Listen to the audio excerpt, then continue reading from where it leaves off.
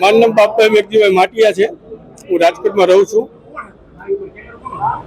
જમીન ખાલસા કરવા માટે કલેક્ટરે હુકમ કર્યો છે, શું મામલો છે?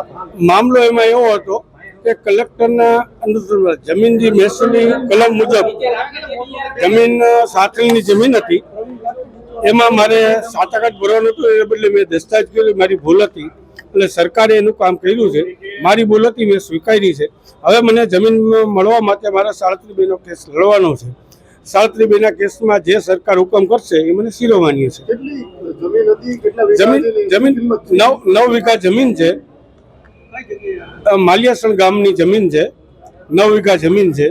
જમીનની કિંમત ત્યારે કાંઈ નહોતી, એટલે આ વસ્તુ અમે કરી હતી. પણ ત્યારે એવી ખબર નહોતી અમને કે આ વસ્તુ આનાથી દસ્તાવેજ કરવાથી જમીન ખાલસા થશે. અત્યારે બજાર કિંમત કદાચ મારા અંદાજે 7 કરોડ રૂપિયા થાય. શું કહેશો, આટલા વર્ષ સુધી તમે આ જમીનનો ઉપયોગ કર્યો ને હવે ખાલસા કરવાનું થયું? એમાં એવું છે કે મારી ભૂલ જે મેં સ્વીકારી કે આ જમીનમાં સાથળીની જમીન હતી, એનો દસ્તાવેજ ન કરવો જોઈએ. મારી ભૂલ હતી કે મેં દસ્તાવેજ કરી લીધો હતો. હવે સરકારના હુકમ મુજબ સરકારે જે મને ગાઈડલાઈન આપશે એવી રીતે હું કરીશ. અને સરકાર જો જમીન પાછી આપવા માંગશે તો હું 37B નો કેસ લડીશ. હા, ત્યારે મેં વકીલના કહેવાથી વકીલ પાસે દસ્તાવેજ મેં કરાવ્યો હતો. અને વકીલે જ મને કીધું હતું કાંઈ વાંધો નહીં, દસ્તાવેજ આપણે ખેડૂતને પૈસા આપી છીએ તો દસ્તાવેજ કરી લઈશ. એટલે મેં દસ્તાવેજ કરી લીધો હતો. તે દિવસે મારે આટલી બધી મને જમીનની નોલેજ નહોતું, એટલે મેં દસ્તાવેજ કર્યો. નકર હું ન કરું દસ્તાવેજ.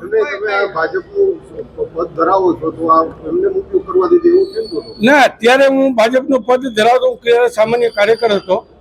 આજે હું ભાજપનું પદ ધરાવું છું. ત્યારે આ જ્યારે દસ્તાવેજ કર્યો ત્યારે હું કાર્યકર હતો ભાજપ. એટલે ત્યારે આ વસ્તુની મને નોલેજ નહોતું, એટલે મેં દસ્તાવેજ કર્યો. હવે જે સરકારની ગાઈડલાઈન મુજબ સરકાર જેવું કહેશે એવી રીતે હું વકીલ રાખી અને કેસ લડીશ. એ અમારી પર્સનલ ઘરની મેટર હતી,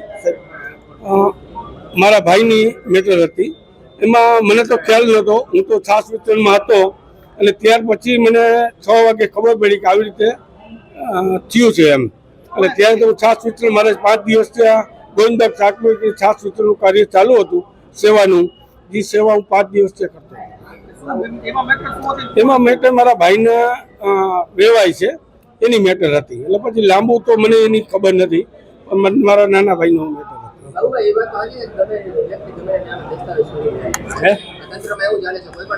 ના, એવું નથી. એને પૈસા દીધા હોય તો દસ્તાવેજ કરીએ ને, તો એમનો દસ્તાવેજ થોડો કરી જાય.